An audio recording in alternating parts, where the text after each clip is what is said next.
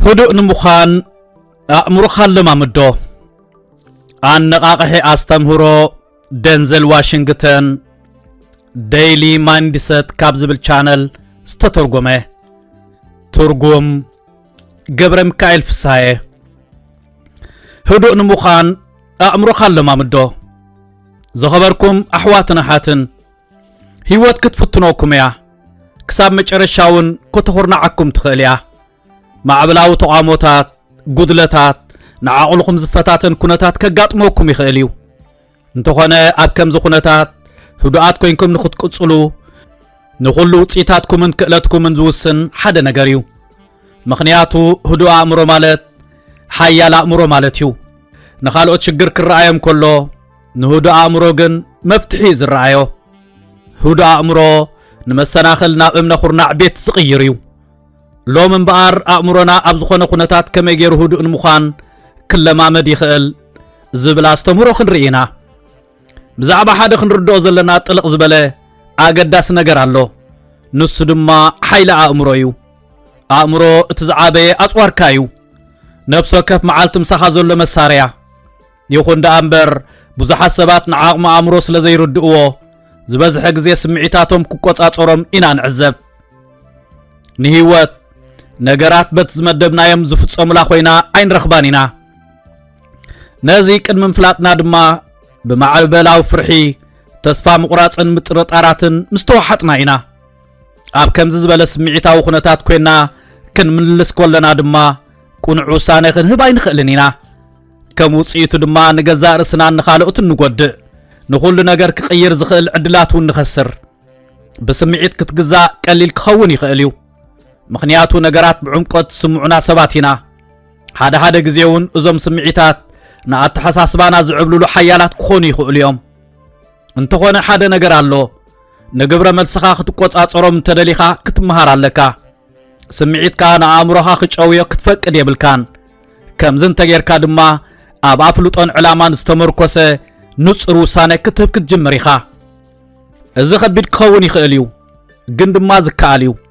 እዚ ድማ ኣብ ግዜ ጸቕጢ እንታይ ከም ዝስምዓካ ክትርዳእ ብምኽኣል ዝጅምር እዩ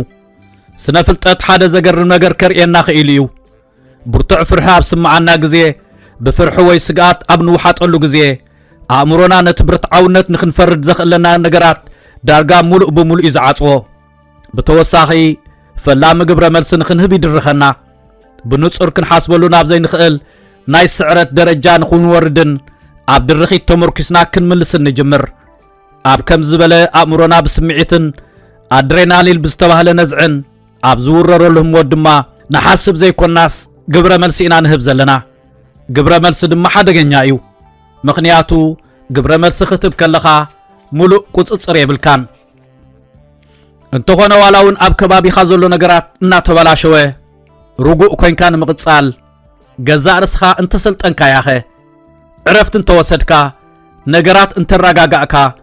ابلع الحساباتكا تغبارات كان هيوت كان ملؤ قصصر انت تغوناصفكاخه اتحققني حيلن بار اب غزي عغرغر قبر ملس امهاب زي كونس كالو السبات كاب قصصر وصاو خون خلو تراغاغيخا مقصالي زلو اب هيوت نتم عوتات نتم مرحتي نتم اتليتات نتم عالم زمازن وعوتات والقسبات كتعذبهم اب كاب كالو اطفليات زغبروم اتزلوهم بقعات بالحوي مويا زي كونس اب غزي صقط زلوهم رغاتيو ولاو ناب كبابيوم زل عالم كاب قصصر وصا انت خده اب وشطوم زل رباش معبل كمي كم زقصاصرو يفلطيوم كم بعال مايك جوردان زامسلو سبات سكرئ نتزانتا كلنا انفلطينا اب صوتا غوبلل كوينو ناي موصا تسفاونا ورده مسمصه انتاي كم زغبرن فلطينا اي سنبدن اي فززن انتاي دا عرفت بموسادي تراغاغيو ابزاه موت زي ادما اتخغبرو زلو خغبر كيلو نطبق صيرو تعويتو حجي مايكل جوردان حدا فولي سب وي حدا بلوط سب غيركا تحسبو تخيل تخون انت خونت حقكم يكونن فولي سلازخونه يكونن نسو لكع كماخا كماي سبيو اتفلينات امبار كمي عينت قبره ملس خهب كم زلو سلازمرص ايو اتصاط مسمصو فرحخ قصاصوري يفقدن اتزنبر همت كعبلو لا يفقدن امرو سلازتقاصاصري امبار كساب حج حدا خابتم بلوصات اناتباله ዝዝከር ዘሎ ይኹን ዳምበር ሓይል ህድኣት ንምርዳ ፕሮፌሽናል አትሌት ምዃና ይድሌካን እዩ ምኽንያቱ መዓልታው ብድሆም ሰጋጠመና እዩ አሞያው ዕዮና ይኹን ኣብ ዝምድናና ወይ ወና ውልቃው ዕቤትና ገዛ ርእስና ልዑል ጸቕጥ ኣብ ዘለዎ ህሞት ክንረኽባ ንኽእል ኢና እዚ ኣብ ስራሕና ንህቦ ዓባ ኣስተምህሮ ምስ ስድራ ቤትካ ዝግበር ከቢድ ዝርብ ወይ ውን ህይወትካ ዝቕይር ውሳነ ምውሳድ ክኸውን ይኽእል እዩ ኣብ ከምዚ ህሞት ብስምባደ ስምዒትካ ሰማይ ክዓርግ ይኽእል እዩ ወይ ድማ ክትቆጻጸሮን ውሳነኻ ብህድኣት ሙሉእ ኣድህቦን ሓይልን ክትወስድ ትኽእል ኢኻ እቲ ሓቀኛ ስራሕ ጅመረሉ ህሞት ገዛ ርእስኻ ካብቲ ካልእ ህዝቢ ክትፈልየሉ ትጅምር ህሞት እምበኣር ኣብዚ እዩ ምኽንያቱ ዝኾነ ሰብ ግብረ መልሲ ክህብ ይኽእል እዩ ዝኾነ ሰብ ፍርሕን ስግኣትን ንተግባራቱ ይጸልዎ እዩ እንተኾነ ኣብ ሕማቕ ኩነታት ዝኾነ ሰብ ተረጋጊኡ ክቕጽል ኣይክእልን እዩ ዝኾነ ሰብ ልዕልቲ ዘይምርጋእ ክኸውንን ብልክዕ ዕይኡ ክፍጽምን ኣይክእልን እዩ እቲ ክግበር ዘለዎ ግን ንሱ እዩ ኣብ ትሕቲ ጽንኩር ኩነታት ኣእምሮኻ ህዱእ ኮይኑ ንኽቕጽል ከተለማምዶ ኣለካ ልክዕ ከምቲ ንኻልኦት ዓይነት ሞያታት እትገብሮ ንጭዋዳታት ኣእምሮኻ እውን ክትሃንጾ ኣለካ እዚ ብሓደ ለይቲ ዝፍጸም ነገር ኣይኮነን ልምምድ ዘድልዮ ተወፋይነት ዘድልዮ ትዕግስቲ ዘድልዮ እዩ ኣብቲ ሽግር ዝውስኸሉ ህሞት ሓደ ስጉምቲ ንድሕሪት ምምላስ ከድልየካ እዩ ኣብዚ ህሞት እዚ ኣዕሚቕካ ተንፍስ ዳግም ኣድህቦኻ ነጽር ኣብ ትሕቲ ቁጽጽር ከም ዘለኻ ድማ ዘክር ይኹን ደኣምበር ከመይ ክትምልስ ከም ዘለካ ኣብቲ ኩነታት ዘይኮነስ ኣብ ኢድካ እዩ ዘሎ ክትምልስ ከለኻ ድማ ንጹርነት ዘለዎ ብህድኣትን ዕላማ መሰረት ዝገበረን ክኸውን ኣለዎ ገዛ ርእስኻ ኣብቲ ዝበለጸ ቦታ ላይ ምዕዋት ከተቐምጥ ኣለካ ቀሊል ከም ዘይከውን ርድ እዩ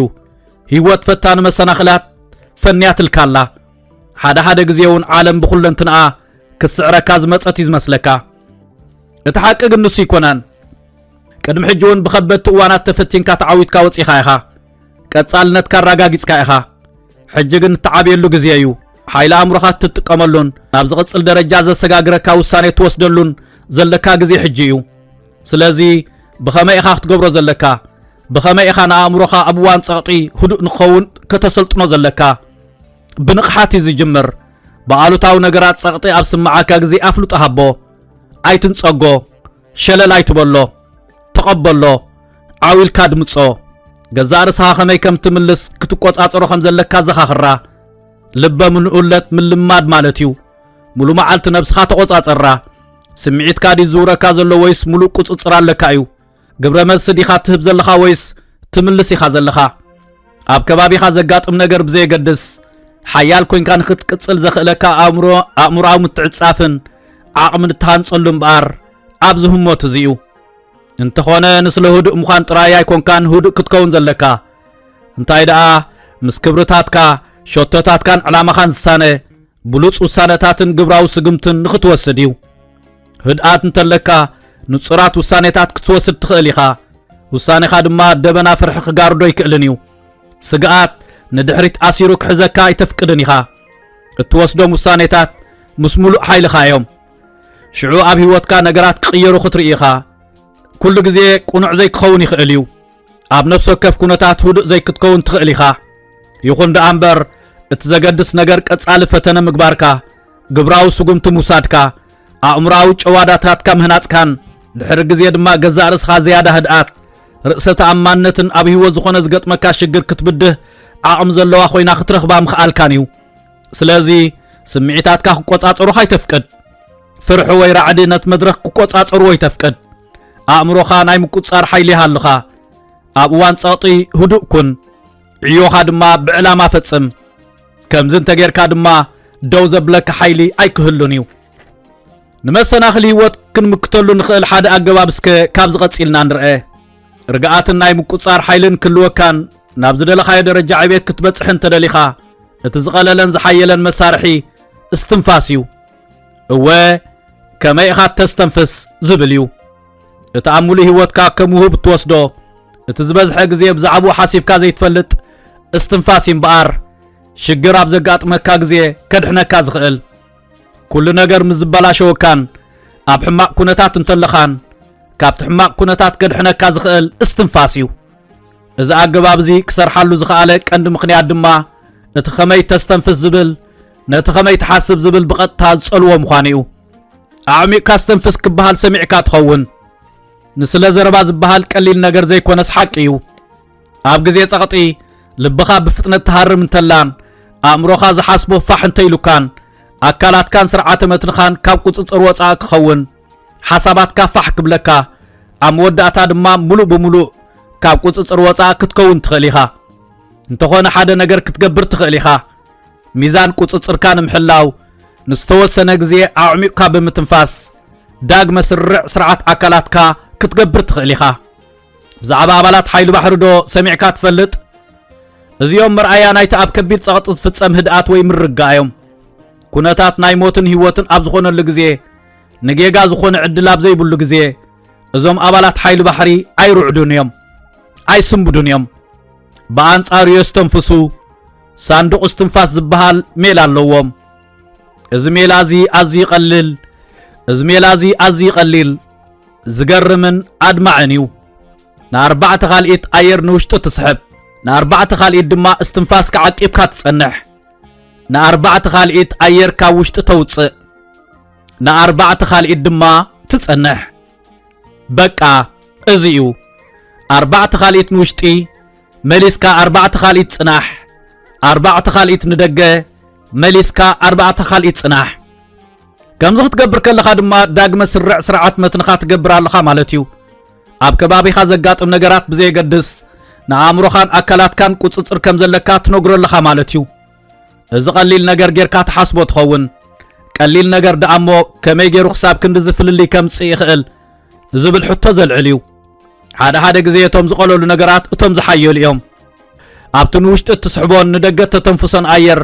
እንተተገዲስካ ንኣካላትካ ካብ ኩነተ ባእሲ ወይ ድስካለ ኣውፂእካ ናብ ህድኣት ትመልሶ ኣለኻ ህርመት ልብኻ ተጉድሎ ኣለኻ ኣእምሮኻ ድማ ናብ ንቡር ትመልሶ ኣለኻ ማለት እዩ ከምዚ ክትገብር ከለኻ ድማ ንጹራት ተሓሳስባ ይህልወካ ውሳነታትካ ካብ ፍርሕ ወይ ራዕዲ ዝተበገሰ ዘይኮነስ ብዕላማ ዝውሶን ይኾኑ ገዛ ርስኻ ኣብ ከቢድ መዋጥር ተሸሚማላ ንበል እዚ ኣብ ቦታ ስራሕካ ወይ እውን ኣብ ውልቃዊ ህይወትካ ወይ ድማ ዓብ ናይ ምውሳን ሽግር ክኸውን ይኽእል እዩ ሳዕቤኑ ድማ ድሮ ክስማዓካ ጀሚሩሎ ልብኻ ትርግታ ኣወሲኻ ኣእምሮኻ ልዕሊ ዓቕሙ ክሓስብ ጀሚሩሎ ንበል ኣብዚ ህሞት እዚ ድማ ግብረ መልሲ ክትብ ምድላይ ይዕብልል ጸቕጢ ይመጽእ ሓሲብካ ኣብ ክንዲ ምምላስ ድማ ካብ ስምዒት ተበጊስካ ምርጫታትካ ምውሳድ ይመጽእ በቲ ኩነታት እዚ ኣዚና ንከኣል እሞ ክንብሎም ዘይግባአና ቃላት ንብል ቅድሚ ምሕሳብና ንትግብር ኣብ መወዳእታ ድማ ኣብ ምእላይ እቲ ካብ መጀመርያ እውን ዘይደለናዮ ሳዕቤን ግብረ መልስና ንጽመድ እዚ ዳርጋ ኩሉና ዝተመኮርናዮ ህይወት እዩ እንተኾነ ኣብ መንጎ ግብረ መልስን ዓብ ፍልይ ዘሎ ግብረ መልስ እንተሂብና በቲ ኩነታት ወይ በቲ ሽግር ተሳዒርና ኣለና ዳግማዊ ዓለም ክቆጻጸረና ፈቂድናሉ ኣለና ማለት እዩ መልስ እንተሂብና ግን ኣብ ከባቢና ዘጋጥም ነገራት ብዘይገድስ ነቲ ኩነታት ንቆጻጸሮ ኣለና ከመይ ክንፍጽሞ ከም ዘለና ንውስና ኣለና ማለት እዩ ስለዚ ኣብ መንጎ ግብረ መልስን ዘሎ ፍልልይ ኣብ መንጎ ጣዕሳን ዓወትን ዘሎ ፍልልይ ማለት እዩ ምክንያቱ ቅድሚ ውሳኔ ምውሳድካ ደው ኢልካ ብምሕሳብ ሓደ ስጉምቲ ንድሕሪት ተመሊስካ ከተተንፍስ ብልቦና ክትመርፅን ንውፅን መርሲ ክትብን ዘኽእለካ እዩ እቲ ተኣምራታዊ ፍጻሜ ድማ ኣብዚ እዩ ዝኽሰት ብቕንዕና እስከ ንርአዮ ህይወት ብኩሉ ዓይነት ሽግራት ክትብድሃካ ትኽእል እያ መዋጾ ዝበሃል ኣብ ዘይብልካ ብኣዝዩ ፈታኒ ህሞት እንታይነትካን ክፈታተነካ ዝኽእል ኩነታትን ከጋጥመካ ይኽእል እዩ እንተኾነ ንኸምዚ ዝበለ ጸቕጢ ክኣሊ ዝኽእል ኣገባብ ተዘይብልካ ኣብ ማዕበል ናይቲ መከራ ተዋሒጥካ ንኽትተርፍ ዘሎ ተኽእሎ ዝለዓለ እዩ ዝኸውን ስለዚ ድማ ገዛእ ርእስኻ ቀዲምካ ክትዳሎ ዘለካ ካብ ከምዚ ዓይነት ሓያል ጸቕጥን መዋጥርን ከውፅኡኻ ብዝኽእሉ ስትራቴጂታት ክትዕጠቕ ኣለካ ሓደ ካብቶም ክትገብሮም ዘለካ ዝሓየሉ መሳርሒታት ድማ እስትንፋስካ ምቁፅጻር እዩ እዚ ማለት ነቲ ዘሎ ጸቕጢ ወይ ሽግር ዘይምቕባል ማለት ዘይኮነስ ከተመሓድሮ ወይ ክትኣልዮ ምኽኣል ማለት እዩ ጸኒዕካ ምቕጻል ማለት እዩ أما أكل تشجر حيال كوين كامركاب مالتيو أما ودعتا دما مسنا هيوت كخبرتات شوتتات رأن السانة والسانتات موساد مالتيو استنفاس كان تتقوط إركايو نا أمروخا تقوط أطرو تخليخا أمروخا تتقوط إركايو نتكبرات كا تقوط أطروم تخليخا تكبرات كان تتقوط إركايو دما نمتصا معراف كا تقوط أطرو تخليخا إذا كل جزء قليل كون يخلي مالتا يكونن هيوت بزي تصبها فصاميتات انتبدياتكا كل ነገር ካብ ቁጽጽር ወጻ ኮይኑ ክስማዓካ ከም ዝኽእል ፍሉጥ እዩ ስምዒትካ ሰማይ ኣብ ዝዓርገሉ ግዜ ህድእ ኢልካ ከተተንፍስ ከቢድ ክኸውን ይኽእል እዩ ከምኡ ስለ ዝኾነ እዩ ድማ ነዚ ሜላዚ ኣብቲ ካብ ጸቕጢ ነፃ ዝኾንካሉ ግዜ ምልማድ ኣገዳሲ ዝገብሮ ምኽንያቱ ነዚ ልምምድ እዚ ክትሃንጾ ዘለካ ኣእምሮኻን ኣካላትካን ግብረ መልሲ ዘይኮነስ መልሲ ክህብ ከም ዘለዎ ከተሰልጥኖ ዘለካ ኣብዚ ግዜ እዚ ጥራይ እዩ ስለዚ መዓልታዊ ሒደት ደቃይቕ ብምውሳድ أعميقا مستنفاس تلامد ولاو نابنا ينقوه ساعات ويون قدم مدقاس كازولو غزي حيدت دقائق اب استنفاسات هيب كاسراح أعميقا وشت آتنفس حانساب استنفس كاب بعقل عقب كاسيل كان قدام آتنفس مليس كاد قومو كم زخت قبر متجمركا أمروخا نابره ممسو كتستوع ليخا اتي اب كبابي خازولو شقر كعبل لك خمزي كأل كتستوع الكجمريخا ኣብ ነገራት ትሑት ድርኺታው ግብረ መልሲ ከም ዘለካ ከተስተውዕል ኢኻ ገዛእ ርስኻ ድማ ነቶም ጸቕጢ ዝበዝሖም ኩነታት ብዝያዳ ጸጋ ርእሰ ተኣማንነትን ድልውነትን እትኣሊ ኮይና ክትሪኣ ክትጅምር ኢኻ እስትንፋስካ ናይ ምቁጻር ሓይሊ እምበር እዚ እዩ ኣብ ቀጻሊ ህይወትካ ሽግር ተጋጢሙካ ጸቕጥን ተበዚሕካን ኩሉ ነገር መእሰር ዘይብሉ መሲሉ እንተተራእይካን ደው ኢልካ ሕሰብ ኣዕሚቕካ አስተንፍስ ህርመት ልብኻ ተቆጻጸር ነዛ ህሞት እዚኣ ድማ ቅድሚ ምትግባርካ ንኽትሓስብ ዝተወፈየት ህሞት ጌርካ ውሰዳ እስኻ ደኣ ነቲ ህሞት ግለጾ እምበር እቲ ህሞት ንዓኻ ክገልጸካ ይተፍቅድ እንታይ ዓይነት ግብረ መልሲ ትህብ ተቆጻጸሮ እንታይ ዓይነት ምርጫ ትወስድ ተቆጻጸሮ ከምዚ እንተጌርካ ድማ ቀጻልነትካ ተረጋግጽ ጥራይ ዘይኮነስ ተዓቢ ኢኻ ዘለኻ ኣብ ነፍሰ ከፍ ህሞት ናብቲ ዝሓየለ ደረጃኻ ዘብጽሓካ እስትንፋስ ተስተንፍስ ኣለኻ ኣስተውዕል ኣብ ህይወት መዋጾ ዘይብሎም በዳህት መሰናኽላት ክገጥሙኻ ይኽእል እዮም ኩሉ ነገር ፋሕፋሕ ዝብለሉ ህሞት ክገጥመካ ይኽእል እዩ ኣብ ዓዘቕቲ ዝሰጠምካ መሲሉ ክስማዓካ ይኽእል እዩ ኩሉ ነገር ክበላሸወካ ይኽእል እዩ ኣብ ከምዚ ኩነታት ነገራት ንምፍታሽን ኩነታት ዳግም ንምቕራጽን እትመርጾም ኣገባባት እቶም ቀንዲ ወሰንቲ ነገራት እዮም ርጉእ ኣእምሮ ሽግር ዘይኮነስ ብድሆ እዩ ዝርኢ ሽግር ማለት ሓደ መፍትሒ ዘይብሉ ዝተሰዓርካ ኮይኑ ስማዓካን ኣብ ጉዕዞ ቀቲሉ ዘትርፈካን ነገር ማለት እዩ ብድሆ ማለት ግን ሓደ ንዓበኻ ትመጻሉ ንቅድሚት እትስግመሉ እተመስግነሉን ሓያል እንተኾነ ኣነ ካብኡ ሕየል እትብለሉን ነገር እዩ ኣእምራዊ ኣቋምኻ ዳግም ብምቕራጽ ሽግር ዘይኮነስ ብድሆ ኣብ ትርእየሉ ግዜ ተጻዒኑካ ዝነበረ ሰኸም ሃንደበት ክፈኹሰካ ክስማዓካ እዩ ኣብ መጻወድያ ዝኣተኻ ኮይኑ ስማዓካ ዝነበረ ክጠፊ እዩ ዳግም ድማ ከም ሓያል ተቓላሳይ ኮይኑ ክስማዓካ ክጅምር እዩ ቁልጡፍ ተኣምራታዊ መፍትሒ ኣይትጸበ ምኽንያቱ ኣእምራዊ ኣቋምኻ ምቕያር ሓያል ስራሕ እዩ ዝሓትት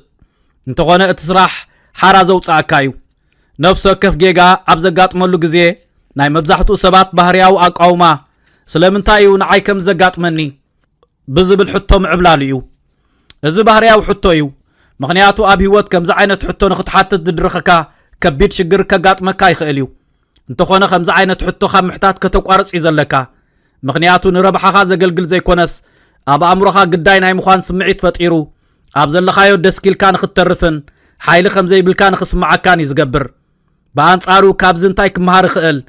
ብምባል ንገዛእ ርስኻ ሕተት እዚ ሕቶ እዚ ንኹሉ ነገር ክቕይር ዝኽእል እዩ ነቲ ኩነታት ካብ ቆጻጸሮ ይክእልን እየ ዝብል ኣረኣያ ናብ ካብዚ ክመሃርን ክዓብን ዓቕሚ ኣለኒ ዝብል ኣረኣያ ዝቕይር እዩ ሓደ ኣብነት እስከ ንርአ ብዛዕባ ቶማስ ኤዲሰን እስከ ንሕሰብ ሓደ ካብቶም ኣብ ታሪክ ወዲ ሰብ ፍሉጣት መሃስቲ እዩ ነቲ ዝፈጠሮ ናይ መብራህቲ ኣምፑል ንፈልጦ ኢና እንተኾነ ኤዲሰን ብዙሕ ግዜ ከም ዝፈሸለ ኣይንፈልጦን ኢና ቅድሚ ምዕዋቱ 1000 ግዜ ፈሽሉ እዩ እስከ ሕሰብዎ 1000 ግዜ ፈተነታት 1000 ዘይሰርሕ ኣገባባት መብዛሕትና ኣብቲ ናቱ ቦታ ነርና እንተንኸውን ኣብታ ቀዳመይቲ ሚእቲ መቋረፅና ነርና ምናልባት እውን ኣብተን ቀዳሞት 10 ኣዝዩ ብዙሕ እዩ ፈጺሙ ክሰርሕ ኣይክእልን ይምበልና ነርና ኤዲሰን ግን ኢዱ ይሃበን ብዛዕባ እቲ ዘጋጠሞ ብዙሕ ውድቀት ምስተሓተተ 1000 ግዜ ወዲቐ ይበለን ብኣንጻሩ 1000 ግዜ ወዲቐ ዘይኮንኩስ ሽሕ ዘይሰርሕ ኣገባባት ይኽረክብ ክኢለ ኢሉ ኣብዛ ህሞት እዚኣ ዝነበረ ኣእምራዊ ኣቋማይ እምበኣር ንዓለም ሙሉእ ክትቅይር ዝኽኣለት ንሱ ኣብቲ ውድቀት ዘይኮነስ ኣብቲ ካብ ነፍሲ ወከፍ ፈተነ ዝረኽቦ ዝነበረ ትምህርቲ ይግደስ ነበረ ንነፍሲ ወከፍ ጌጋ ድማ ከም ናብ መወዳእታ ሸቶኦ ዘብፅሕ ስጉምቲ ገይሩ ይቆርጾ ነበረ ከምኡ ስለ ዝገበረ እዩ ድማ ክቕፅል ክደፍኣሉን ኣብ መወዳእታ ድማ ዝስራሕ ኣገባብ ክረክብን ዝኽኣለ ነዚ ክገብር ከሎ ንዓለም ሙሉእ ይቐይሩ ሕጂ ሽሕ ግዜ ክንወድቕ ኣለና ማለት ኣይኮነን እንተኾነ ውድቀት ክፋል ናይቲ መስርሕ ምዃኑ ምፍላጥ ኣገዳሲ እዩ ኣብ ነፍሲ ወከፍ ዝወደቅካሉን ዝኸሰርካሉን ግዜ ኣማራፅ ኣለካ ተስፋ ቆሪጽ ካብ ዘለኻዮ ተሸኺልካ ክትተርፍ ትኽእል ኢኻ ስለምንታይ ንዓይ ከምዚ የጋጥመንን ብምባል ከተማርር ትኽእል ኢኻ ነቲ ሽግር ዳግም ናብ ረብሓኻ ክትቆርጾ ትኽእል ኢኻ ከም ናይ ምምሃር ናይ ዕቤትን ሓይልኻ ናይ ምውፃን ዕድል ክትሪኦ ትኽእል ኢኻ እቲ ምርጫ ናትካ እዩ ህይወት ልሙፅ ጉዕዞ ክትቅርበልካ ክትጽበ ከም ዘይብልካ ከተስተውዕል ኢኻ መሰናኽል ዘይብሉ ንጹህ መገዲ ክትቅርበልካ ይትኽእልን እያ እንተኾነ ሓደ ህያብ ክትበካ ትኽእል እያ ንሱ ድማ ነዞም መሰናኽላት ከመይን መዓስን ክትምልሰሎም ከም ዘለካ ናይ ምቁጻር ሓይሊ እዩ ኣብ ነገራት ዘለካ ረኣያ ኣብ ትቕይረሉ ግዜ ዓለም ብሓድሽ መገዲ ክትክፈተልካ ክትጅምር እያ መሰናኽላት ኣብ ክንዲ ከም ዓንቀፍቲ ጎርብታት ዝኾኑኻ ከም መንጠረ ባይታ ክትጥቀመሎም ክትጅምር ኢኻ ነፍሲ ወከፍ መሰናኽል ንዝቕጽል ጉዕዞ ዳግመ ምድላው እዩ እቲ ዘገድስ ክንደይ ግዜ ወዲቕካ ዘይኮነስ ክንደይ ግዜ ተሲእኻ ክንደይ ግዜ ንዝቕጽል ብድሆ ከም መሰናኽል ዘይኮነስ ከም ዕድል ንምርኣይ ምርጫኻ ጌርካዮ ዝብል እዩ ኤድሰን ድሕሪ 999 ፈተነታት ደዋ የብለን እዞም ውድቀታት ክገልጾ እውን ኣይፈቐደን ከምዚ ኢኻ እምበኣር ክትገብር ዘለካ ነቲ ዘጋጥም ውድቀትን ሕማቕ ህሞትን ናብ ረብሓኻ ክትቅይሮን ከም ናብ ዓወት ዘብፅሕ እምነ ኩርናዕ ክትሪኦን ኣለካ ነፍሲ ወከፍ ህሞት ንቐጻሊ ዕቤት ዘዳልወካ ዘሎ ኣብዛ ህሞት እዚኣ ብዛዕባ ህይወትኩም እስከሕሰቡ ብዛዕባ ኣብ ዕዮኹም ከምቲ ዝመደብኩሞ ዘይከደልኩም ግዜታት እስከሕሰቡ ምናልባት ሸለል ዝበልኩሞ ዕቤት ስራሕ ዝተበላሸወኩም ዝምድና ወይ እውን ዝኾነ ዝፈተንኩሞ ሓድሽ ነገር ክኸውን ይኽእል ከምቲ ዝደለኹሞ ኣይከደልኩም እንበል ኣብ ከምዚ ኩነታት ከመይ ኢኹም ክትምልሱ ዘለኩም ተስፋ ከቁርፀኩም ዲኹም ክትፈቅዱሉ ዘለኩም በቲ ዘጋጠመኩም ውድቀት ዲኹም ከተማርሩ ዘለኩም ወይስ ገዛ ርእስኹም ካብዚ እንታይ ክመሃር ይኽእል ከመይ ክመሓየሽ ይኽእል ካብ ዝርከብ ትምህርቲ እንታይ እዩ ዝብሉ ሕቶታት ክትሓቱ ትደልዩ ኢኹም ምክንያቱ ኣድህቦኹም ህይወት ብተኸታታሊ ሽግራት ዝመልአት እያ ካብ ዝብላ ረኣያ ናብ ህይወት ብተኸታታሊ ብድሆታት ዝመልአት እያ ዝብላ ረኣያ ከተዝርዋ ትኽእሉ ኢኹም ከተዝርዋ እንትኽኢልኩም ደው ዘብለኩም የለን ጌጋታትኩም ፈጺምኩም ተስፋ ምቑራፅን ኣብ ሓደ ተሸኺልኩም ደው ምባልን ከተቋርጹ ኢኹም ብኣንጻሩ ብዕላማ ንቅድሚት ክትምርሹ ክትጅምሩ ኢኹም ከምዚ ዓይነት ስምዒት እምበኣር ክስማዓኩም ዘለዎ እቶም ኣብ ታሪኽ ዓበይቲ ዝበሃሉ ዓወታት ካብቶም ንውድቀቶም ከም ናይ መወዳእታ ዕድል ዘይርእዩ ሰባት ከም ዝተረኽቡ ክትዝክርዎም ኣለኩም ዕዉታት ሰባት ንውድቀት ከም ኣካል መስርሕ ናብ ሸቶኦም ንምብጻሕ ከም ኣገዳሲ ነዳዲ ገይሮም እዮም ዝርእይዎ ንቡድሆታት ከይገጠምካ ናብ ዓወት ክትበጽሕ ኣይትኽእልን ኢኻ እንተኾነ እቲ ዘገድስ ክንደይ ቡድሆታት ገጢምካ ዘይኮነስ ንኽትምልሶም እንታይ ዓይነት ምርጫ ወሲድካ ዝብል እዩ ስለዚ ኣብ ዝቕጽል ህይወትካ ጌጋታት እንተጋጢሙካ ገዛ ርእስኻ ካብዚ ክንታይ ክመሃር ይኽእል ብምባል ሕተታ ንነብስኻ ግዳይ ብምግባር ጆሆይ ትሓዛ ነቲ ኩነታት ንስኻ ዳኣግሎጾ እምበር ንሱ ክገልጸካ ይተፍቅድ ክትመሃርን ክትዓብን ተመሪጽካ ድማ ዝኾነ ዝገጥመካ ብድሆ ነቲ ክትኮነ ዝግብኣካ ንምዃን ካልእ ዕድል ኮይኑ ክጸንሓካ እዩ ዓለምና ነገራት ምጸንከሮም ኢዶም ብዝሃቡ ሰባት ዝመልአት እያ እንተኾነ እቶም ንዓለምና ዝቐየሩ እቶም ንነፍሲ ወከፍ ጌጋ ከም እምነ ኩርናዕ ቀሪጾም ነኺሶም ንቅድሚት ዝደፉ እዮም እስኻ ድማ ዝሓይል እዚ ኣለካ ይትኽሰሮ ሓደ ክንርድኦ ዘለና ኣገዳሲ ነገር እስከ ንርአ ሓደ ተኣፋፊ ጉዳይ ኣጋጢሙካ ኣሎ ንበል ኣብዚ ጉዳይ እዚ ኣቐዲንካ መዓልታዊ ተለማሚድካዮ እንተዘይጸኒሕካ ህዱእ ክትከውን ዝሕሰብ ኣይኮነን ክመፀካ ዝኽእል ሽግር ከይተዳለኻሉን እቲ ዕዮ ቀሊል ከሎ ከይስራሕካዮ እንተጸኒሕካ ኩሉ ነገር ምስ ተበላሸወ ህዱእ ኮንካ ክትርከብን ብሓደ መዓልቲ ክትኣልዮን ዝከኣል ኣይኮነን ኣብቲ ዝኾነ ሰብ ዘይግምቶ ህዱእ እሞት ኣብ ግዜ ጻዕርን ትዕግስትን መስዋዕትን ተዘይከፊልካ ህይወት ከተጽበልካ ምስ ጀመረት ድሉው ክትከውን ኣይትኽእልን ኢኻ እስከ ሕሰቦ ንኣዋርሕ ከይተዳለኻሉ ናብ ናይ ጉስጢ ግጥም ክትኣቱ ይትኽእልን ኢኻ ዘድሊ መጽናዕቲ ከይገበርካ ናብ ፈተና ይትኣቱን ኢኻ እንታይ ክትምልስ ከም ዘለካ ከይተለማመድካ ናብ ናይ ስራሕ ቃለ መጠይቕ ኣይትቐርብን ኢኻ ከምዝን ተኾንካ ስለምንታይ ደኣ ምስ ኩሉ ዘይርጉጽነታት ኣእምሮኻ ከየዳለኻ ናብ ናይ ህይወት ፈተነ ክትኣቱ ትመርጽ ኣእምሮኻ እቲ ዝዓበየ ጸጋኻ እዩ ስለዚ ልክዕ ከምቲ ንኣካላትካ መዓልታዊ ተሰልጥኖ ንዕኡን መዓልቲ ብመዓልቲ ከተሰልጥኖ ኣለካ ኣስተውዕል ኩልና ሸቶታት ኣሎና ኩልና ሕልምታት ኣሎና ኩልና እንቃለሰሉ ዕላማ ኣሎና እንተኾነ ብዙሓት ሰባት ዓወት ግዚኡ ምስ ኣኸለ ጥራይ ዝመጽእ ኢሎም እዮም ዝሓስቡ ዕድል በዓላ መጽያ ምስ ኳሕኩሐት ሽዑ ክንዳሎ ኢና ኢሎም ይሓስቡ እንተኾነ እዚ ዝሰርሕ ኣይኮነን ዓወት ኣብቲ ልክዕ ግዚኡ ዝብልዎ ብሃንደበት መጽዩ ኣብ ሕቑፎኻ ዝኣቱ ተኣምራታዊ ነገር ኣይኮነን ዓወት ውፅኢት እኹል ምድላው እዩ ምድላው ድማ ኣብ ሓደ ለይቲ ዝፍጸም ዕዮ ዘይኮነስ ነቲ ነፍሲ ወከፍ መዓልቲ እትገብሮ ንኣሽቱ ነገራት ናብ ሓደ ዓብ ነገር ዝድምር እዩ መሓመድ ዓሊ እቲ ግጥም ካብ ናይ ዓይኒ መሰኻኽር ኣዝዩ ዝረሓቐ እዩ ክትስዕር ወይ ክትሰዓር እዩ እዚ ድማ ኣብቲ ናይ ልምምድ ጅም ዝውዳእ ይብል ንሱ ነቲ ግጥም እትዕወተሉ ኣብቲ ብሕቱውን ጸጥታ ዝዓሰሎ ናይ ስልጠና ህሞት ደኣ እምበር ኣብቲ ናይ ግጥም መድረኽ ከም ዘይኮነ ፈሊጡ ነይሩ እዩ ኣብቲ ማንም ሰብ ዘይርእየሉ ንግሆ ተንስኡ ብዙሕ ልምምድ ይገብር ስለ ዝነበረ መብራህቲ ምስ ተወልዐን ተዓዘብቲ ብሓጎስ ምስ ኣድመፁን ድሉ ምዃኑ የረጋግጽ ምኽንያቱ ኣቐዲሙ ዘድልዮ ናይ ምድላው ዕዮ ፈጺሙ እዩ ኩሉ ሰብ ክርድኦ ዘለዎ ድማ እዚ እዩ ግጥምካ ጌና ቅድሚ እቲ ናይ ጸቕጢ ህሞት ምምጽኡ ዕውት ምዃኑ ኣረጋጊጽካ ኣለኻ ማለት እዩ ጸቕጢ ረብሻ ህኮት ኩሉ ግዜ ኣለዉ ይኹን ደኣ እምበር ተተዳሊኻን ኣእምሮኻን ተሰልጢንካን እቲ ግጥም ክጅምር ከሎ ድሉው ኮንካ ኣለኻ ማለት እዩ ኣብቲ ስራሕ ኣቐዲምካ ዝኾነ ጻዕሪ እንተዘይጌርካን ወሰን ወሰን ትብል እንተነርካን ግን እቲ ህሞት ምስ መፀ ካብ መስመር ወፃእን ዘይተዳለኻን ትኸውን እቲ ሳዕቤን ድማ ልዑል ዋጋ ዘኽፍል እዩ ስለዚ ነቶም ይመፁኻ ከም ዘለዎ ዘይትፈልጦም ግጥማት ከመይ ኢኻ ክትዳሎ ዘለካ ከመይ ኢኻ ኣእምሮኻ ከተሰልጥን ዘለካ እዚ ብመዓልታዊ ንጥፈታት እተስተንትኖ ትዕዝብቲ ንባብን ልምምድን እዩ ዝጅምር እዚኦም ኣብ ወረቐት ጥራይ ጽቡቓት ዝመስሉ ንጥፈታት ዘይኮንስ ኣብ ግዜ ጸቕጢ ኣእምሮኣዊ ተዓጻጻፍነት ንኽትሃንጽ ዝሕግዙኻ ህዱእ ዕቱብን ሓያልን ኮንካ ናይ ምቕጻል ዓቕምኻ ዘሕየሉ ሓደስቲ ኣገደስቲ መሳርሒታት እዮም ልክዕ ከምቲ ኣካላዊ ብቕዓትካ ንምሕያል ኣብ ጅም ትሰርሖ ንጥፈታት ኣእምሮኻ እውን ከተሰልጥኖ ኣለካ ኣእምሮኣዊ ጨዋዳታትካ ክትሃንጽ ኣለካ ብኣስተንትኖ እስከ ንጀምር እዚ ሓደ ምስጢራዊ ጽንሲ ሓሳብ ኣይኮነን እንታይ ደኣ ምልማድ ኣእምሮኣዊ ሰላም ብዛዕባ ሓሳባትካን ስምዒታትካን ጥንቁቕ ምዃንን ክቆጻጸሩኻ ዘይኮነስ ክትቆጻጸሮም ምኽኣልን ማለት እዩ ኣብ ማእከል ዘይምርጋእ ከለኻ ኩሉ ነገር ብሓንሳብ ከጋጥምን ኣእምሮኻ ክርበሽን ይኽእል እዩ ኣብ ከምዚ ኩነታት ከመይ ከተስተንፍስ ከም ዘለካ ዝምህረካ እምበኣር ኣስተንትኖ እዩ ኣስተንትኖ ኣብ ገዛእ ርእስኻ ከተድህብን ክትረኽቦም ከም ዘይብልካ ዝገብር ነቲ ኣብ መንጎ ደራኽ ነገርን መልስን ዘሎ ናይ ሓሳብ ግዜ ዝህበካን ዝሓሸ ውሳኔ ንኽትገብር ዝሕግዘካን እዩ እዚ ማለት ግን ኣብ ጽሙዋ ክፍሊ ንሰዓታት ኮፍ ክትብል ኣለካ ማለት ኣይኮነን መዓልታዊ ሒደት ደቃይቕ ምስራሕ ተኣምር ክሰርሕ ይኽእል እዩ ተኻልእ ኣገዳሲ ነገር ድማ ትዕዝብቲ እዩ ትዕዝብቲ ሓደ ሓያል መሳርሒ እዩ ኣዒንትኻ ዓሚትካ ብዛዕባ ዓወትካ ተሰላስል ተለኻ ብዛዕባ ሓደ ጽንኩር ኩነታት ብኸመይ ብህድኣትን ርእሰ ተኣማንነትን ክትሕዞ ከም ዘለካ ተሰላስል ኣለኻ ማለት እዩ እዚ ማለት ድማ እቲ ጉዳይ ዝከኣል ምዃኑ ንኣእምሮኻ ተእምኖ ኣለኻ ኣእምሮኻ ንዓወት ተዳልዎ ኣለኻ ማለት እዩ ኣብ ግዜ ጸቕጢ ገዛእ ርእስኻ ዝተረጋግአት ጌርካ እንተቐሪጽካያ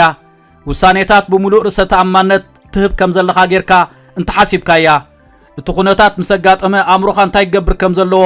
ተለማምዶ ኣለኻ ማለት እዩ ኣእምሮኻ ኣብ መንጎ ሓቅን ሓሳብን ዘሎ ፍልልይ ኣይፈልጦን እዩ ስለዚ ንዓወት ክትቀርጾ ከለኻ ገዛእ ርእስኻ ድሮ ንዓወት ተዳልዋ ኣለኻ ማለት እዩ ካልእ ንኣእምሮኻ ዝሐይል ንጥፈት ድማ ምንባብ እዩ ዝያዳ እንተንቢብካ ዝያዳ ትመሃር ዝያዳ እንተ ተማሂርካ ዝያዳ በሊሕ ትኸውን ምንባብ ገዛእ ርእስኻ ናብ ሓደስቲ ሓሳባትን ዝተፈላለዩ ኣረኣያትን ብምቅላዕ ንኣመለኻኽታኻ ዘስፍሕን ሽግራት ናይ ምፍታሕ ኣቕምኻ ዘብልሕን ተዓጻጻፍነት ንኽትሃንጽ ዝሕግዝን እዩ ነፍሲ ወከፍ ብርቱዕ መራሒ ነፍሲ ወከፍ እተነቐዕዉት ሰብ ኣንበብቲ እዮም ኣእምሮኦም ብፍልጠት ብምምላእ ኣእምሮኣዊ ጨዋዳታቶም ምስ ሃነፁ እዮም ኣእምሮኻ ብኸምዚ ኣገባብ ተዳሊኻዮን ኣገዳስ ሓበሬታት ተመጊብካዮን ንዝኾነ ኩነታት ክሳብ ክንደይ ካብ ትፅቢት ወፃኢ ወይ ከቢድ ይኹን ብዘየገድስ ክትገጥሞ ትኽእል ኢኻ ካልእ ኣገዳሲ ነገር ኣካላዊ ምንቅስቓስ እዩ ኣካላዊ ምንቅስቓስና ኣካላዊ ጥዕናና ክሳብ ክንደይ ኣገዳሲ ከም ዝኾነ ኩሉና ንፈልጥ ኢና እንተኾነ እዚ ምንቅስቓስ እዚ ልክዕ ከም ኣካላዊ ምዃኑ ኣእምራዊ ጾታ ምዃኑ ድማ ይትረስዕ ኣካላትካ ክሳብ ዝከኣሎ ክተስርሖ ከለኻ ገዛእ ርስኻ ብኣካላዊ ብድሆ ክትፍትኖ ከለኻ እንተላይ ኣእምራዊ ጽንዓት ኢኻ ተሃንጽ ዘለኻ ኣብ ዘይምቹእ ኩነታት ኣብቲ ናይ ተስፋ ምቑራጽ ስምዒት ስማዓካ ግዜ ከመይ ከም ትቕጽል ክትመሃር ኣለካ እዚ ዲስፕሊንን ኣእምራዊ ቋማን ድማ ናብ ኩሉ ክፋል ህይወትካ ብቐጥታ ዝመሓላለፍ እዩ ምኽንያቱ ኣካላትካ ሓያል እንተኾይኑ ኣእምሮኻ ድማ ሓያል እዩ ዝኸውን እንተኾነ እዚ ኣብ ውሽጢ ሓደ ለይቲ ዝኸውን ዘይኮነስ ነፍሲ ወከፍ መዓልቲ ዋላ እውን ኣብቲ ደስ ዘይበለካ ግዜ ክትግብሮ ዘለካ ነገር እዩ ዋላ እውን ኣብቲ ዘይምቹእ እዋን ልምድኻ ክትግብሮ ዘለካ ነገር እዩ ልክዕ ከምቲ ንሓደ ጨዋዳ ንኽምዕብል ክሕይልን ክሰማምዖን ዘድልዮ ንኣእምሮኻ ድማ ከምኡ ከተለማምዶ ኣለካ ዝያዳ እንተተግቢርካዮ ዝያዳ ዝቐለለ ይኸውን ዝያዳ እንተተዳሊኻ ዝያዳ ዝሓየልካ ትኸውን እቲ ናይ ጸቕጢ ህሞት ምስ መፀን እቲ ሽግር ምስ ኣጋጠመን ድማ ተዳሊኻን ተረጋጊእካን ትኩር ኮይንካን ትጸንሕ እሞ ቁኑዕ ውሳኔ ክትወስድ ትኽእል ምኽንያቱ ኣቐዲምካ ተዳሊኻሉ ኢኻ ህይወት ካብ ትጽቢት ወፃእ እያ ዝቐጽል ብድሆ መዓስ ከም ዘጋጥመካ ኣይትፈልጥን ኢኻ ኣእምሮኻ መዓልታዊ ድሉው እንተጌርካዮ ግን ንኽትዕወት ዝበለጸ ምርጫ ክትወስድ ትኽእል ኢኻ ኣብ ህይወት ዘጋጥመካ ነገር ብዘየገድስ ንነብስኻ ሓያል ንኽትከውንን ርእሰ ምትእማን ንኽህልዋን ዓብዪ ዓቕሚ ዝህበካ እዩ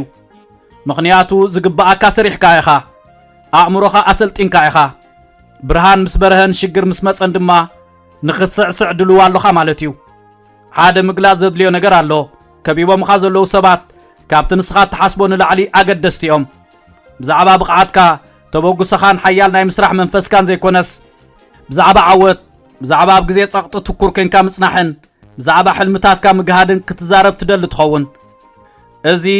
ብዛዕባ እንታይ ዓይነት ሰባት ኣብ ዙርያኻ ክኾኑ ትፈቅድ ኣለኻ ዝምልከት እዩ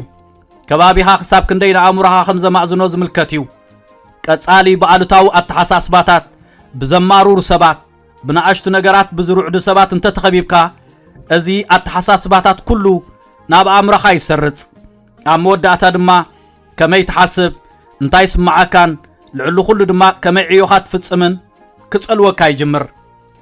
ብሓደ ዝለመድካዮ ነገር ከም ትሓስብ ፍሉጥ ነገር እዩ ምስ ንዓና ዝመስሉ ኣተሓሳስቦኦም ከማና ዝኾነን ምሳና ተመሳሳሊ ተመክሮ ዘለዎም ሰባት ኢና ክንከይድን እንደሊ እንተኾነ ሓደ ሰብ ንብዙሕ ዓመታት ኣብ ከባቢኻ ስለ ዝነበረ ወይ እውን ኣባል ስድራ ቤትካ ወይ እውን ናይ ቀደም ዓርክኻ ስለ ዝኾነ ኣብ ኣእምሮኻ ስልጣን ኣለዎ ማለት ኣይኮነን ገዛእ ርስኻ ከተዕብን ከተማዕብል እንተደሊኻ ኣዕሩኽትኻ ብልቦና ክትመርጽ ኣለካ ኣብ ህይወትካ ኣሉታዊ ኣተሓሳስባ ሱር ክሰድድ እትጻወሮ ኣይኮነን ብዛዕባቶም ዝበዝሐ ግዜኻ ምስኦም እትሕልፎም ሰባት ክሕሰብ ንዕቤትካ ዝድርኹ ድዮም ኣብ ሸቶታትካ ኣድሂብካ ንኽትቅጽል ዝሕግዙ ድዮም ወይስ ኣብዚ ዓለም እንታይ እዩ ዝኸውን ዘሎ እንታይ ክግበር ይከኣል ንምንታዮም ነገራት ዘይቀየሩ ናብ ዝብሉ ክትዓት ብምጥሓል ኣቓልቦኻ ዝሰርቁ እዮም ኣብ ጽንኩር እዋን ብኸመይ ረጊእኻ ትቅጽል ከም ዘለካ ትምህርቲ ዝህቡ ድዮም ወይስ ንባዕሎም በቲ ሽግር ተዓብሊሎም ንዓኻ ዝልኩም ሰባት እዮም ከም ዝበለ ኣሉታውነት ከስዕብ ዝኽእል ዝምድና ከነቋርጾ እዩ ዘለና ሰላምና ክንሕሉ ኣለና ኣተኩሮና ክንሕሉ ኣለና ናይ መጻረዒና ክንሕሉ ኣለና ምኽንያቱ ብቐጻሊ ንስምባደ ቁልጡፋት ንንጹራት ተሓሳስባት ዝሑላት ብዝኾኑን ኣብ ክንዲ ሰላም ሽግር ብዝፈጥሩን ሰባት እንተተኸቢብና ንቀበሎ ኣይንቀበሎ ፀዓትና ወዲእና ኣላሽ ምባልና ይተርፍን እዩ ከም ምስ ብዙሓት ኣትከኽቲ ሽጋራ ኣብ ሓደ ክፍሊ ምንባር ዝመሳሰል እዩ ኣብ ከም ዝሞት ካልኣይ ደረጃ ኣትካኽ ክትከውን እምበኣር ምስ ትንፋስ ከተቋርጽ ዝከኣል ኣይኮነን ኣሉታውነት ድማ ተመሳሳሊ እዩ ኩሉ ግዜ ኣብ ከባቢኡ እንተሊኻ ናብ ውሽጢ መንፈስካ ከተእትዎ ክትጅምር ኢኻ ሓንሳብ ሱር ተሰዲዱ ድማ ንኸተውፅኦ ኣዝዩ ኣሸጋሪ እዩ እዚ ማለት ግን ሽግር ስለ ዘጋጥመካ ምስ ሰባት ዘለካ ርክብ ከተቋርጽ ኣለካ ማለት ኣይኮነን ኩልና ኣብ ቃልሲ ኢና ንነብር ንኹልና ሽግር ከጋጥመና ይኽእል እዩ እቲ ዘገድስ ኣእምራዊ ኣቋውማ እዩ ኣብ ዙርያኻ ዘለዉ ሰባት ንምምሕያሽ ዝጽዕሩ ድዮም ወይስ ኣብ ዓንኬል ምስትምሳል ነቐፌታን ኣሉታውነት ዝተጸምዲኦም ዘተባብዑኻ ሓላፍነት ዘተሰኩሙኻን ዝበለጽካ ንስኻ ንኽትከውን ዝብድሁኻን ሰባት የድልዩኻ እዮም ንጹር ኣተሓሳስባ ዘለዎም መፍትሒ ዘምጽእ ኣእምራዊ ኣቋውማ ዘለዎም ሰባት የድልዩኻ እዮም مسكم زبالة صعاد زلوهم سبات إخا ختكون زلكا مخنياتو نعبيت كا نعوت كان أمراو سلام كان كم نداد خوينو زقلقلكا أزد صعات زيو شجر مزقات مكا كل نجر فحم الزبلكا إيوت بزي تتصبخا يوم السناخلات مستخبكا نزي زقادو دو سبات أب كبابيخا خهلو آيد ليكانيو مليسوم زرعدوخا فرحز زرعون أب كنميوم شجرات راي زرعون سبات آيد ليخانيوم بأنصارو أب جزيت سقط زرقاقوخا مرد زي كونس مفتح زمصولكا نابلع على حفظ بلوخا نزلك حيال قون نززخا خورخا نقرات كساب كندي كبتيوم بزي قدس كابت شجر فنت إسكات توصلو مقد أمن داي زحقو زخا سبات يمزد ليخا قزار سخا فوليات حساس باب زلو من نهيوت بنوصرنتن علامان بزقو عزن سبات مستخبب حيلي سمعكا ازوم سبات زيوم ولاونا بتتصنكر كونتات صبوق نخسمعكا عبيت حسابات نختحسب عبي حلم نخهلو كان سقومت نختوسدن زحقو زخايم أبزل على درجة بزسر حسابات انت تخبيبكا ناتهم ساعات كايو ناتهم أمراو أقاومانات كايو عوتهم دما عب متبع يزهبكا سلازي جزار سخا خاب سبات مقلال زي كونس جزيخا حسابات كان لبخان اتوبهم سبات بمدب كتمرص مخال كايو ناي نفس وكف رئيتو يدلي كاي مالت ايكونن اب زوريا كلهم اب هيوتكا ገለ ነገር ዝገብሩ ክትከውን ኣለካ ማለቱን ኣይኮነን ገዛር እስኻ ኣብ ዙርያቶም ኣብ ሕሉፍ ግዜኻ ተሸኺልካ ንኽትነብር ዝገብሩ ወይ እውን ንኽትዓቢ ኣብ ትጽዕረሉ ግዜ ንድሕሪት ዝስሕቡኻ ሰባት ዘይኮነስ ኣብ ዙርያቶም ምስ ዕላማኻ ሰማምዑ ሰባት ክትህሉ ከም ዘለዋ ክትገብር ኣለካ እንተኾነ እዚ ማለት ተገዳስነትካ ብዛዕባ ካልኦት ሰባት ጥራይ ክኸውን ኣሎ ማለት ኣይኮነን ብዛዕባ ውልቃዊ ጸዓትካ ዝምልከቱን ሓላፍነት ክትወስድ ኣለካ ነዛ ዓለም እንታይ ኢኻ ትበርክተላ ዘለኻ ኣብ ከባቢኻ ንዘለዉ ሰባት እንታይ ዓይነት ጸዓት ኢኻ ትህቦም ዘለኻ ኣካል ናይቲ ሽግር ዲኻ ወይስ ኣካል ናይቲ መፍትሒ ኢኻ ምኽንያቱ ብኸመይ ትዋሳእን ናብ ከባቢኻ ሒዝካዮ እትመጽእ ጸዓትን ኣረኣያን ኣገዳስነት ኣለዎም ብቐጻሊ እተማረርን ምንጭ ኣሉታውነትን እንተኾንካ ንዝኾነ ሰብ ክትረብሕ እትኽእል ሰብ ኣይኮንካን ስለዚ ካብቶም ተወሳኺ ሽግር ዝፈጥሩ ዘይኮነስ ካብቶም ሓገዝ ዘበርክቱ ዘተባብዑን መፍትሒ ዝፈጥሩን ዓይነት ሰባት ክትከውን ኣለካ እቲ መሰረታዊ ነጥቢ ከምዚ እዩ ከምቶም ዝበዝሐ ግዜኻ ምስኣቶም ትሕልፎ ሰባት ኢኻ ትኸውን ስለዚ ክትዓቢ ተደሊኻ ክትምዕብል ተደሊኻ ሙሉእ ዓወትን ሰላምን ዘለዎ ህይወት ክትነብር ተደሊኻ ገዛእ ርእስኻ ብቑኑዓት ሰባት ዝተኸበበት ምዃና ርግፀኛ ክትከውን ኣለካ ምስቶም ኣሉታዊ ጸዓት ዘስዕቡልካ ሰባት ዘለካ ርክብ ከተቋርጽ ኣለካ ነቶም ንዕቤትካ ሓገዝ ዘበርክቱ ሓላፍነት ዘሰኩሙኻን ኣብ ግዜ ሽግር ሓያል ኮይንካ ክትቅጽል ከም ዘለካ ዝነግሩኻን ሰባት ድማ ቦታ ክትቦም ኣለካ ገለ ዝምድናታት ብቐሊል ክግደፍ ዝኽእል ከም ዘይኮነ ዝፍለጥ እዩ እንተኾነ ናይ ካልኦት ኣሉታውነት ንድሕሪት ጎቲቱ ንሓዘካ ተጻዊርካ ክትከይድ ክትፈቅድ የብልካን ሙሉእ ህይወትካ ንኽትነብር ዕላማ ኣለካ ክትበጽሖም እትብህጎም ሕልምታት ኣለውኻ ክትሃንጾ ዘለካ መጻእ ኣለካ ብኹሉ ዓቕምኻ እምበኣር ነዚ ክትከላኸሎ እዩ ዘለካ ስለዚ ብልቦና ክትመርጽ ኣለካ عنكيل محزنتك بتنقاق تمرص عليك نبينخا ክትቃለስ ከም ዘይብልካ ድማ ከተስተውዕል ኣለካ ገዛር እስኻ በቶም ንዓወት ዘድልየካ ጻዓት ዘበርክቱልካ ሰባት ከም ትኽበብ ግበራ ህይወት ክትፍትነካ እያ እዚ ድማ ብዕባራ ምኽንያት ዝሕለፍ ዘይኮነስ ካብ መሰረትካ ዘነቓንቕ ዕረፍቲ ዘይህብ ንድሕሪት ጸሚዱ ዝሕዘካ ፈጺምካ ክትወጾ ዘይትኽእል ዝመስል ህቦብላ ክመጽእ ይኽእል እዩ ዓለም ምልእቲ ብሽግር ትኸበካ ዘላ ኮይኑ ክስማዓካ ይኽእል እዩ እቲ ሓቂ ግን ከም ይኮነን ህቦብላ ንኹሉ ግዜ ዝቕጽል ኣይኮነን እዚ ባህርና ህይወት እዩ ነገራት ከሃድኡና ይግድን እዮም ፀሓይ ንደበና ጋሊሃ ክትወጽያ ድሕሪ ዝኸ ካብዚ ሽግር ክትወጽእ ዲኻ ወይስ ኣብኡ ተሸኺልካ ክትነብር ኢኻ ሓደ ከነስተውዕሎ ዘለና ነገር ኣሎ ኣብዚ ከባቢኻ ዘሎ ኩሉ ነገር ኣብ ዝበላሸወሉ ግዜ ሓያል ኮይንካን ጸኒዕካን ናይ ምቕጻል ሓይል ኣለካ ከምዚ ንኽትገብር ግን ኣእምሮኻ ከተሰልጥኖ ኣለካ ብሽግር ኣብ ዝተኸበብካሉ ግዜ ተረጋጊእኻ ክትቅጽል እንተደሊኻ ኣእምሮኻ ከተሰልጥኖ ኣለካ ምኽንያቱ እቲ ኣብ ግዜ ሽግር ብህድኣት ዝቕጽል ሰብ ይዝዕወት ከምዚ ዝበሉ ሰባት ኩሉ ሰብ ብራዕዲ ኣብ ዝወሓጠሉ ግዜ ዓለም ኣእምሮኣ ኣብ ትስሕተሉ ግዜ ኣብ ልዕሊ ኣተሓሳስቦኦምን ስምዒታቶምን ቁፅፅር ዘለዎምን መልስታቶም ብሉፅ ኮይኑ ዝርከብን ሰባት እዮም እቲ ህቦብላ ኣብ ቅድሜኻ ኣሎ ኩሉ ግዜ ድማ ክህሉ እዩ ይኹን ደኣ እምበር በርቲዕኻ ደኣ ክትወፅእ ኣለካ እምበር ብኡ ተዋሒጥካ ክትተርፍ ኣለካ ማለት ኣይኮነን ኣብ ማእከል ትሽግር ከም ከውሒ ክትከውን ኣለካ እንተኾነ ነዚ ክትገብሮ ትኽእል ኣእምሮኻ እንተሰልጢንካዮ ጥራይ እዩ معبلات هيوت نمقطام زدليكا أمراو متعصاف نምህناص أبت سراح معالتا وفرن تجيركا እዩ እቲ ኣብዚ ንዛረበሉ ዘለና ድማ ንሱ እዩ ኣብ ህይወት ዘጋጥመካ ነገራት ብዘይገድስ እቲ ዘድሊ ኣእምሮኻ ምስልጣንን ርጉእ ትኩርን ዘይጸዓድን ኮይንካ ንምቕጻል ዓቕምኻ ምሕያልን እዩ ዓለም ብብዙሓት ኣቓልቦ ሰልቡ ነገራት ሆይ ሆይታ ህኮትን ካብ መስመርካ ዘውፁ ነገራትን ዝመልአት እያ ሰባት ብዙሕ ይዛረቡ ብዙሕ ጌጋታት ድማ ይፍጽሙ ጌጋታት ውድቀት ተስፋ ምቁራጽ ከጋጥመካ ይኽእል እዩ እንተኾነ ርጉእ ኮይንካ ንምቕጻል ኣእምሮኻ እንተሰልጢንካዮ ኣእምራዊ ጨዋዳታትካ እንተሃኒጽካ እዞም ጌጋታት ዘይክቆጻጸሩኻ ኮይንካ ክትርከብ ኢኻ በኣንጻሩ ንስኻ ክትቆጻጸሮም ኢኻ ኣብ ልዕሊ ኣእምሮኻ ቁጽጽር እንተሃሊካ ዝዓግተካ ነገር የለን ምኽንያቱ ኣእምሮኻ እቲ ዝዓበየ ኣጽዋርካ እዩ እቲ ዝሓየለ መሳርሒኻ እዩ ርጉእን ንጽሩን ኮይኑ ከም ዝቕጽል እንተጌርካዮ ድማ ኩሉ ግዜ መዋጽኦ ኣይትስእንን ኢኻ ኣስተውዕል እቶም ሓደ እዋን ኣብ ህይወቶም በኣዝዩ ጽንኩር ኩነታት ተፈቲኖም ዝሓለፉ ዝዓበዩ መራሕትን ኣዝዮም ዕውታት ሰባትን ንነፍሲ ወከፍ ዝገጠሞም ሽግር ግብረ መልሲ እናሃቡ ይኮኑን ናብቲ ዘለዎ ክበጽሑ ክኢሎም እንታይ ደኣ ብርግኣት ስለ ዝተጓዕዙን ኣብ ግዜ ቅልውላው ክገብርዎ ዘለዎም ሓደ ነገር ኣዕሚቕካ ምስትንፋስ ምዃኑ ስለ ዝተረድኡን እዮም ደው ኢልካ ሕሰብ ኣብ ከባቢኻ ዝፍጠር ህውከት ንስምዒታትካ ክቆጻጸሮ ይተፍቅድ ኣብ ከባቢኻ ዝፍጠር ነውፂ ንዓቕሚ ኣተሓሳስባኻ ከድክሞ ይተፍቅድ ኣብ ከምዚ ህሞት ኣዕሚቕካ ስተንፊስካ ቁጽጽርካ ክትዕቅብ ኢኻ ንጹርነትካ ክትዕቅብ ኢኻ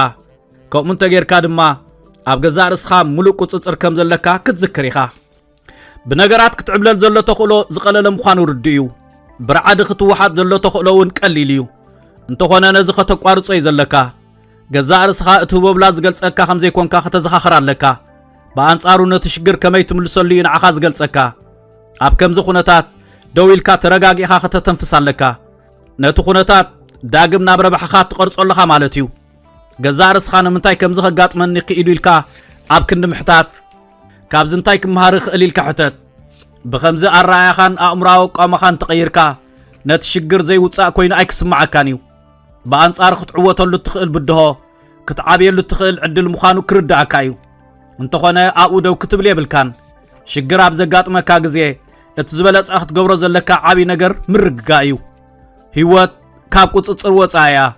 ንነገራት ከምቲ ትምድቦም ዘይክኾኑልካ ይኽእሉ እዮም እንተኾነ እቲ እንኮ ክትቆጻጸሮ እትኽእል ነገር ከመይ ክትምልስ ከም ዘለካ ጥራይ እዩ ምርጫኻ ርግኣት ህድኣት ትኩርነትን ኣእምራዊ ብልሕኻን ምዕባይ ይኹን ከምዚ ብምግባር ድማ ነቲ ብውድሆታት ህይወት ኣብ ልዕልኻ ዝፈጥሮ ጸቕጢ ነቲ ብዝመፀ ሽግራት ግዳይ ናይ ምዃን ተኽእሎ ከተወግደን ኩነታት ከይመፀ ንምብዳህ ዝተዳለወ ዘይፈርሕን ዘይጸዓድን ሰብ ክትከውንን ትኽእል ኢኻ ከምዚ ክንብል ከለና ቀሊል እዩ ጸቕጢ ክስማዓካ ይክእልኒ ማለት ኣይኮነን ጸቕጢ ክፈጥረልካ ይኽእል እዩ እንተኾነ ተስፋ ከቁርፀካን ክስዕረካን የብሉን ማለትና እዩ ከም ሓቂ ጸቕጢ ዝሓየልካ ሰብ ንኽትከውን ዝገብረካ እዩ ናይ ሽግራት ማዕበል መሊሱ ዘጽረየካ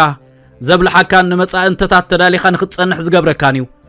እዚ ግን ኩሉ ግዜ ርጉእ ኮይንካን ተቐጺልካን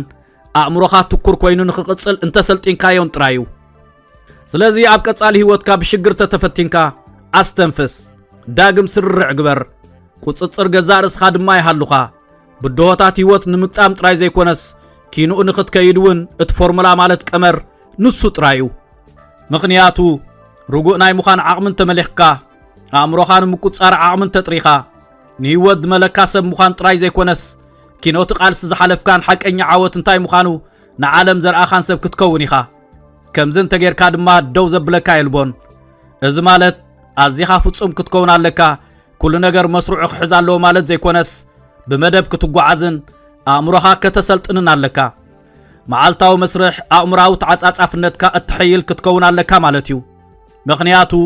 ከምዚ እንተጌርካ ነቲ ዝገጥመካ ህቦብላ በዲህካ ቀጻልነትካ ተረጋግጽ ኣለኻ ማለት ጥራይ ዘይኮነስ ኪንኦ ክትከይድ ክትክእል ኢኻ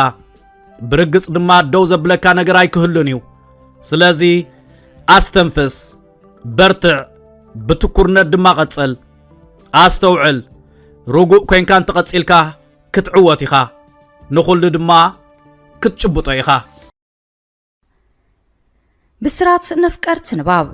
مصحفتي إرتراويان أوت هاجر أبي كنركب نخيلكم تشجروا السبات وحدات سايكونكمن نزفتحنا من داي بزتخالمت أن أوشت هاجرنا وتأن زحتم مصحفتي ناب أنببتن مقرب نزحال فشم وانتعمتات كي تحللوا كابز سرحة كالات بقدام نتسرع سميات محتمن مكفال مصحفتي إرتراويان يوم أمربب حبريتا سميات.com ناب أمريكا كندا هاجرات إيروبان زلاخو لعلي 450 عينت مصحفتي بأشحات قدحات يركبهم سميات مشطا مصحفتي مبوقلاوያን مصحفتي بناي ترجم مصحفتي توحيطهم كيترفو زي تأدن تعري يكايد مرأي ناي زخا تاريخ هيوت حربኛ بونا ولد أب ولد مريم تكو يحدغو كيدانه كفلو عبد القادر كبيره شيخ إبراهيم سلطان دكتور فتصوم قبر سلاسي طبقات ጸጋይ ኢያሱ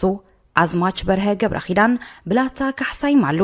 ጀነራል አማን ዓንዶም ብርሃን ኣብ ጸልማት ወዘተ ዝኣመሰሉ ልዕሊ 35 መበቆላውያን መጽሐፍ ተሕቲሙ ኣብ ምክፍፋል ይርከባሎም ሰማያት መሸጣ መጽሐፍቲ ዝርግሐ መጽሐፍትን ምድንፋዕ ንቕሓት ኤርትራውያን ክብን ምባልን ንኤርትራውያን ጸሐፍትን ደረስትን ምትባዕን ኣብ መላእ ዓለም ምስ ዝርከቡ ኣብ ምሻጥን ምክፍፋልን መጽሐፍቲ ኤርትራውያን ዝነጥፉ ውልቀ ሰባትን ትካላትን ተረዳዲኡ እናሰርሐ ንዕብየት ስነ ጽሑፍ ሃገርና መሪሕ ተራ ምጽዋት ይርከብ ናይ ቅድምን ሓድሽ መጽሐፍትን ምርካብ ምርጫኹም ኣብ ሕቡራት መንግስታት ኣሜሪካ ንዝመደበሩ ሰማያት መሸጣ መጽሐፍቲ ይኹን ምርጫኹም ዘዳለኹም መበቆላው ጽሑፋት ብመልክዕ መጽሐፍ ናብ ኣንበብትን ምቕራብ ሰማያት ምሕታምን ምክፋልን መጽሐፍትኹም ብዝደለኹም ዓይነት ወረቐትን ገበርን ብርትዓዋጋ ሕቲሙ ከረክበኩም ይኽእል